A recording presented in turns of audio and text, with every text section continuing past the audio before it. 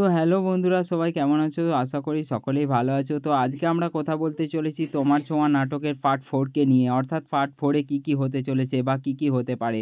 দেখো, পার্ট 1, 2 এবং পার্ট 3 এতটাই ভালোবাসা দিয়েছে যে 2 সপ্তাহ আগে তোমার ছোঁয়া নাটকের পার্ট 1টি 2 সপ্তাহ আগে ছেড়েছিল। ওটা 11 মিলিয়নের উপরে ভিউজ, এবং পার্ট 2 এ 9 মিলিয়নের উপরে ভিউজ, এবং পার্ট 3 তেও কিন্তু 7 মিলিয়নের উপরে ভিউজ রয়েছে। 3 দিনের মধ্যে 7 মিলিয়নের উপরে ভিউজ ক্রস করেছে।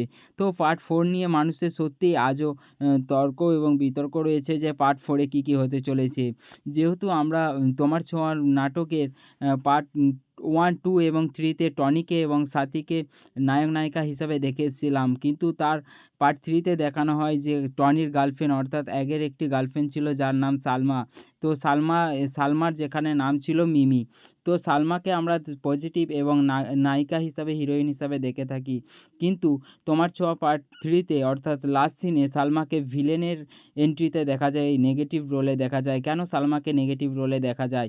অর্থাৎ সাথীকে কি সালমা মেনে নিতে পারছে না? অর্থাৎ সাথীর গলায় ছুরি নিয়েই সালমা কিন্তু বেরিয়ে আসে নেগেটিভ রোল অর্থাৎ ভিলেনের রোলে। তাহলে পার্ট 4 এ কী হতে চলেছে চলুন বিস্তারিত আলোচনা করি। যেহেতু পার্ট 1, 2 এবং 3 এতটা মানুষ ভালোবাসা দিয়েছে, তাই বিস্তারিত আলোচনা না করাই ভালো। কারণ এই নাটকের পার্ট 4 যতক্ষণ না আসছে ততক্ষণভাবে নিশ্চিত বা কোনো আইডিয়াতেও বলা যাবে না যে পার্ট 4 এ কী হতে চলেছে। তাই আমরা পার্ট 4 এর জন্য অবশ্যই আমরা অপেক্ষা করে নিতে পারি। কারণ পার্ট 4 এ এমন কিছু হতে চলেছে যা আমাদের ধারণার বাইরে।